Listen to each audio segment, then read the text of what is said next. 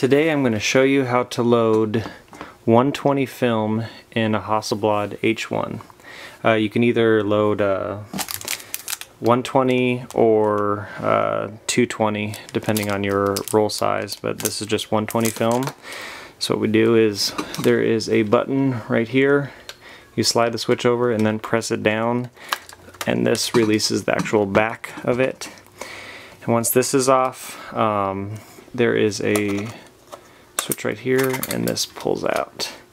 Now what you're going to want to do is take the spool that out from this side and switch it over, because when you put the new roll of film in, it's going to basically wind itself onto the new roll, and then once you're done with that, then you'd switch it over to the next spot. You could do that right when the roll of film's done, or I usually like to do it every single time, just so. And then you know that this is the receiving roll. When you can't actually make it, it only spins one way. You can't actually spin it the other direction. So basically we're going to load, we're going to put the new film in here, wind it onto here. So we're going to open this up. This is Kodak Portra 160. I really like the colors that this film gives. Trying to find the overlap. So here it is. So basically, just gotta peel this thing back like so. Alright, let's try that. Alright, and this is why I always carry a knife on me.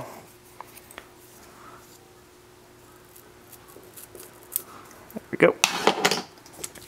So now basically we got our film, so we are going to load the film on inside here. So you're going to, there is this spring right here.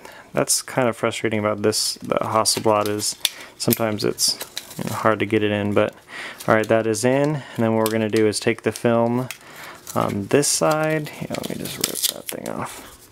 Take the film. Now we're going to take this side right here and slide that in here. Come on, get in there. Get in there. Okay. Once that's in there, you're going to help feed it. Now sometimes it doesn't hold, which happens a lot, so this may take a few attempts. So slide it through, and then sometimes, yeah, if you kind of like help work it through.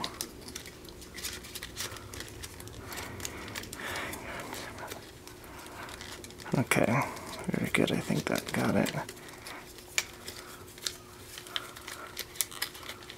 And then what you want to do is you want to look at this side, and you want to look to where it says the, see this arrow mark right here? Now the one thing that, I mean, it's really small, there is a, let's see if I can focus in on that for you guys. There's a notch right here. You basically can barely even see it in the video. But anywho, the you line that arrow up. Sorry, you line that arrow up with the notch, so that's right about there.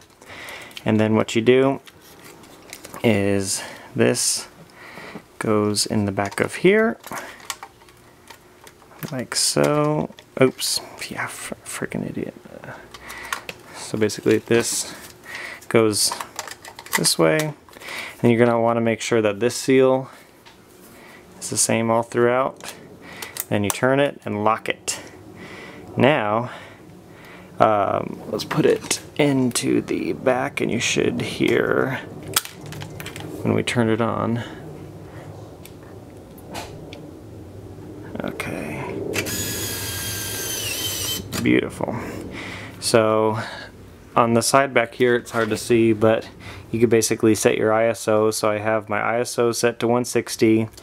I told it it's a 120, and then I have shots remaining back here, so it's, let's see if we can see if you guys can see the 16. So it says 16 shots right there. So that's basically how many shots are left. Yeah, and then the only other thing is right when you're about to take a picture, you have to turn this like that till you see a white there, and that basically lifts up the dark slide, so then you can actually start shooting. And then if you want to take off your back, that has to be showing red, which means the dark side is closed, so that when you take off your back, none of the film is exposed. Well, my name is Andrew. I'm with Cross-Eyed Photography, and that is how you load film in a Hasselblad HM 16-32 back.